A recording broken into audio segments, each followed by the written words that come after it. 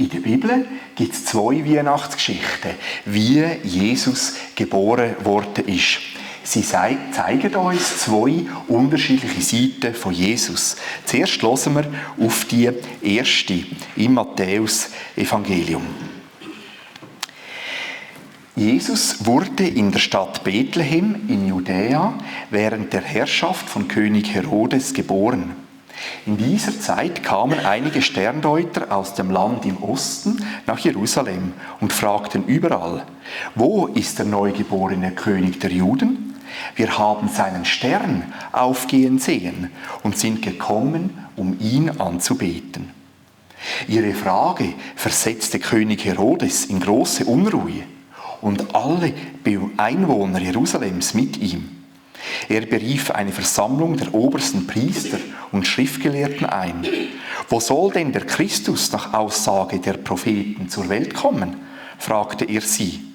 In Bethlehem, sagten sie, denn der Prophet hat geschrieben: O Bethlehem in Judäa, du bist alles andere als ein unbedeutendes Dorf, denn ein Herrscher wird aus dir hervorgehen, der wie ein Hirte mein Volk Israel führen wird.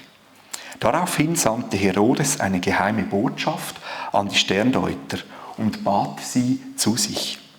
Bei dieser Zusammenkunft erfuhr er den genauen Zeitpunkt, an dem sie den Stern zum ersten Mal gesehen hatten. Er sagte zu ihnen: Geht nach Bethlehem und sucht das Kind. Wenn ihr es gefunden habt, kommt wieder her und erzählt es mir, damit ich auch hingehen kann, um es anzubeten.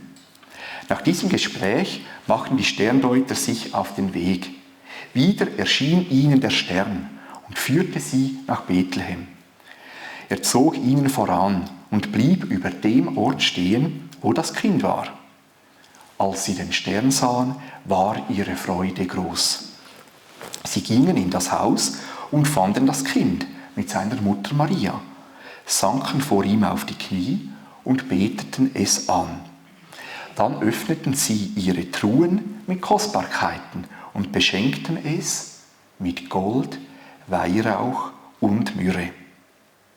Als es Zeit war, wieder aufzubrechen, zogen sie jedoch einen anderen Weg in ihre Heimat zurück, denn Gott hatte sie in einem Traum davor gewarnt, zu Herodes zurückzukehren.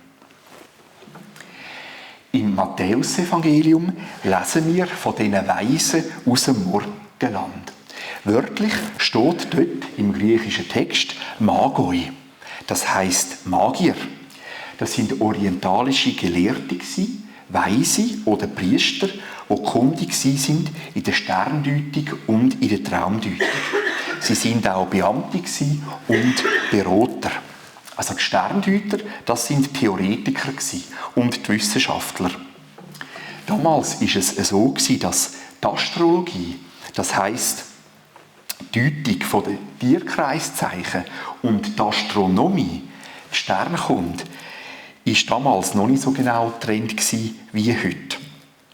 Gott hat die Planeten so stehen lassen, dass die Sterndeuter sich auf den Weg gemacht haben aus Babylon, um den neugeborenen König der Juden anzubeten.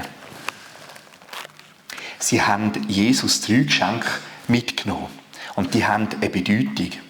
Gold steht in der Bibel für Gott und für den König, weil es das kostbarste Edelmetall ist.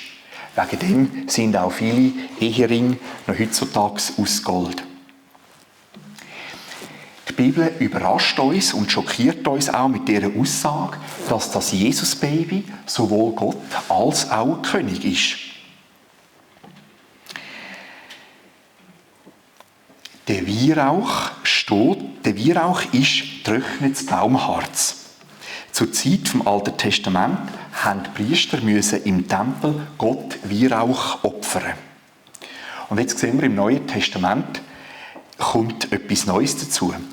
Dass Jesus der Priester ist, der sich selber aus Liebe zu uns geopfert hat, stellvertretend für uns und unsere Schuld getragen hat, damit wir wieder mit Gott in Beziehung treten können. Auch Myrrhe ist ein Gummiharz, wo man gebraucht hat, zum Medikament herzustellen. Man hat Salböl hat man auch hergestellt aus Myrrhe. Und das weist uns darauf hin, dass Jesus der beste Arzt ist, der uns tröstet. In der Bibel steht, er tut uns aufrichten an Körper, Seele und Geist, wenn wir uns auch auf ihn einlassen.